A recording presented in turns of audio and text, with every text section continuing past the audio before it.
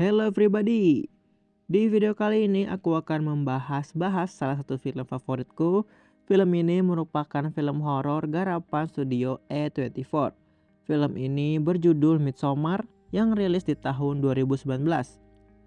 Midsommar sendiri bercerita tentang sekumpulan para remaja yang diundang teman mereka untuk datang ke Swedia di sebuah desa bernama Harga. Di sana mereka menyaksikan festival langka yang diadakan setiap 90 tahun sekali. Awalnya merupakan festival yang unik dan hangat, namun mereka akhirnya menyadari ada yang aneh nih dari festival ini. Festival yang meriah berubah menjadi sebuah festival yang mengancam nyawa mereka. Midsommar disutradarai oleh Ari Aster yang sebelumnya juga menggarap film Hereditary yang juga serem banget sih film itu ya. Dimana itu juga menjadi salah satu film horor A24 yang terkenal akan kengeriannya.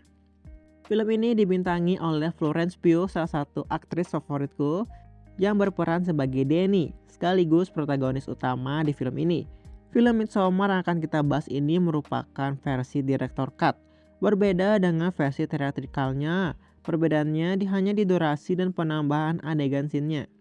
Versi director cut ini berdurasi 171 menit, sementara theatrical cut-nya berdurasi 147 menit.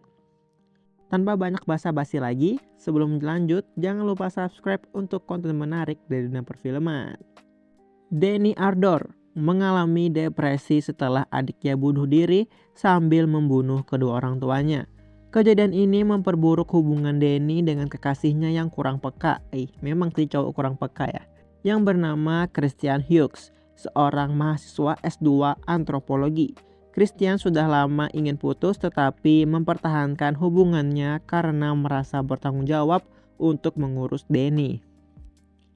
Pada musim panas berikutnya, Danny mengetahui Christian dan teman-temannya yang bernama Mark dan Josh diundang oleh teman mereka dari Swedia yang bernama Pelle untuk menghadiri perayaan pertengahan musim panas yang biasa disebut Midsommar di desa leluhur Pelle yang bernama Harga di Hälsingland. Pelle menjelaskan bahwa perayaan ini dilakukan sekali setiap 90 tahun. Christian tidak memberitahu Danny soal perjalanannya. Dan mereka pun cekcok sebagai bentuk permintaan maaf. Christian terpaksa mengundang Danny untuk ikut. Danny pun bersedia. Singkat cerita, mereka terbang ke Swedia dan tiba di Harga. Mereka bertemu Simon dan Connie, pasangan asal Inggris yang diundang oleh adik Pelle bernama Ingmar.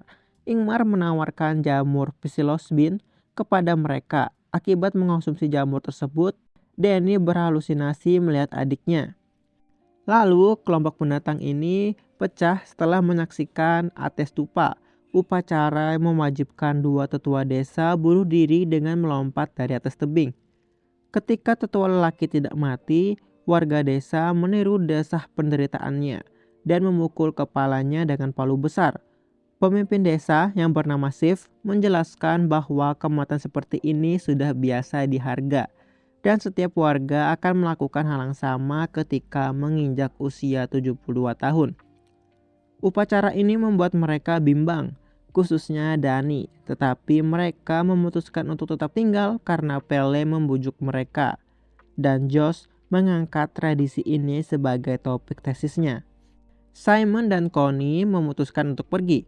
Saat Connie beres-beres, seseorang tetua memberitahunya bahwa Simon sudah pergi duluan ke stasiun kereta. Connie yang kebingungan akhirnya pergi juga tuh sendirian. Christian lalu memutuskan juga untuk mengangkat Harga sebagai topik tesisnya. Tetapi Josh sangat keberatan karena kan dia duluan tuh yang nemuin idenya. Josh berusaha mencari informasi tambahan tentang praktik kuno desa ini. Praktik ini didasari oleh lukisan seorang warga yang dilahirkan dari hubungan sedarah atau incest dan dianggap sebagai dukun.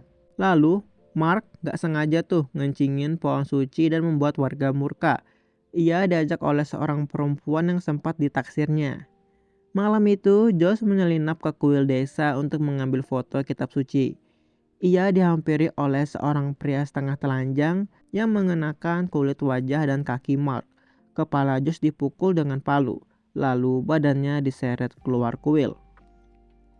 Keesokan harinya, Danny diminta mengonsumsi minuman psikedelik. dan ikut serta dalam lomba tari mengelilingi tiang. Ia menang dan diangkat sebagai Queen May, gelar terhormat di desa ini.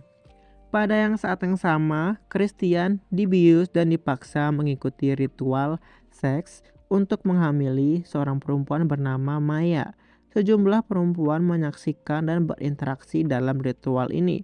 Setelah melihat Christian dan Maya berhubungan, Dani panik dan beberapa perempuan harga ikut meraung-raung bersamanya. Tidak lama kemudian, Christian setengah tidak sadar menemukan kaki Josh yang terkubur dan tubuh Simon dalam keadaan terpotong sesuai ritual burung berdarah. Christian kemudian dilumpuhkan oleh seorang tetua. Warga desa berkumpul dan menjelaskan kepada Danny bahwa 9 manusia harus dikorbankan demi melenyapkan pengaruh jahat dari desa ini. 4 korban pertama adalah pendatang, yaitu Josh, Mark, Connie, dan Simon, yang diundang Pele dan Ingmar. 4 korban lainnya adalah warga desa, 2 tetua yang dikorbankan, Ingmar, dan 1 warga desa lainnya. Danny sebagai Ratu May boleh memilih korban ke-9 dari kalangan pendatang atau warga. Danny lalu mengorbankan Christian untuk melenyapkan dia dari kehidupannya karena si Danny ini udah sakit hati gitu ya. Lihat si Christian sama si Maya. Dalam keadaan lumpuh, badan Christian dimasukkan ke badan beruang yang sudah dikosongkan. Lalu didudukkan di kuil bersama jasad korban lainnya. Ditambah 2 warga desa yang masih hidup. Seorang tetua memberikan racun pohon kepada warga tersebut supaya mereka tidak menderita.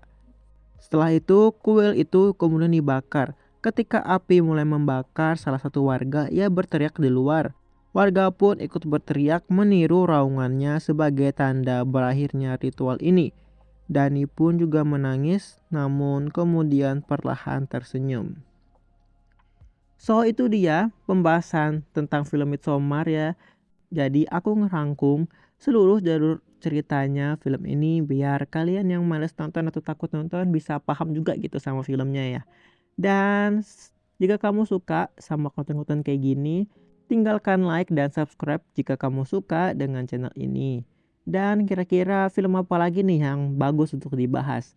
So, sampai jumpa di video berikutnya. Bye-bye.